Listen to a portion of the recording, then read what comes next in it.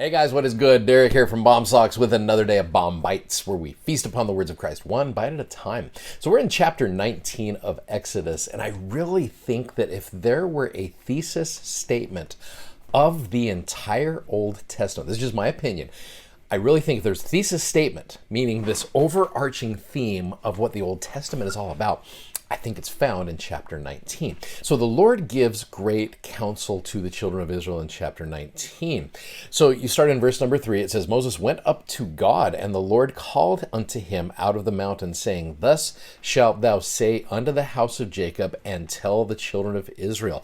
Verse 4, Ye have seen what I did unto the Egyptians. You saw that crazy object lesson. And how I bare you on eagle's wings, and brought you unto myself. I love that. That's such a cool phrase. Now, verses 5 and 6, I really believe, can be this thesis statement of the Old Testament.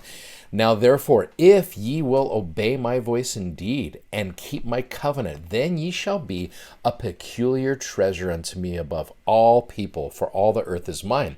And ye shall be unto me a kingdom of priests and an holy nation. These are the words which thou shalt speak unto the children of Israel. So this is just a reminder to the children of Israel. Look, you are God's covenant people. You are on that covenant path. And when you are on that covenant path, you are to be a peculiar people. Now, peculiar is kind of a funny word here. The definition of peculiar, when you think about it, and this is exactly what it is: strange or odd, unusual or different. Okay, that's a key element here.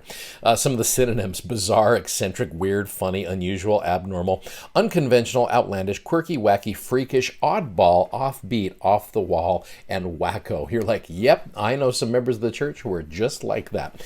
The antonyms. Now, here's where this definition gets crazy: common, normal, or regular. I don't think we have ever, as members of the church, and I don't think the house of Israel was ever meant to be common, normal, or regular. We were never meant to fit in with the rest of the world. We were meant to be a peculiar treasure. We've got to be different from the world, because in order to make a difference in the world, you heard me say this before, I've heard others say this a lot, in order to make a difference in the world, you've got to be different from the world. You cannot blend in with the world and expect to make a difference. So that's why the Lord's saying, look, you children of Israel, now that you're on the other side of Egypt, you're on here, you're out of that, I want you to remember that you are a peculiar treasure. You have made covenants with me. I have made covenants with your father Abraham. And this covenant is continuing forward, and the covenant is to make a difference in the world, that all the families of the earth may be blessed. And in order to do that, you got to be a little bit different from the world. In fact, President Nelson teaches something wonderful. This is a few years ago that he taught this about the idea of the word peculiar. Watch this. In the Old Testament, the Hebrew term from which peculiar was translated is segulah, which means valued property or treasure. In the New Testament, the Greek term from which peculiar was translated is parapoiesis, which means possession or an obtaining. Thus we see that the scriptural term peculiar signifies valued treasure made or selected by God. For us to be identified by servants of the Lord as his peculiar people is a compliment of the highest order. I love that. You know, it's interesting when you're looking at peculiar versus regular and normal. There are things that regular people do and things that peculiar people do. I saw a list here. I thought this was kind of fun. It says regular people don't let other cars merge while in traffic, but peculiar people do.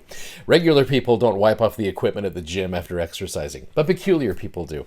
Regular people don't put away shopping carts, but peculiar people do. I love that. Regular people only use one finger when cut off in traffic, but peculiar people wave with all 5 fingers. It's just kind of a funny little thing there, but again, we're here to be different. We're here to be able to not act the way the world does. We're that segula, is what President Nelson said, that peculiar treasure.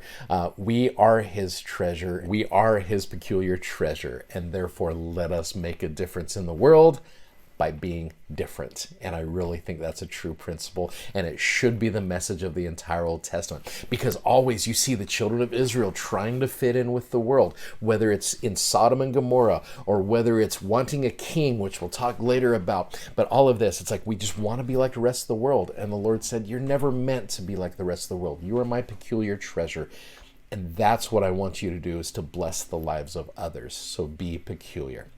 Thanks for watching. Thanks for subscribing. Thank you for sharing these messages. We so much appreciate that you do that. If you haven't already, go check out our amazingly comfortable gospel-themed socks at bombsocks.com. Godspeed. See you tomorrow. Bye-bye.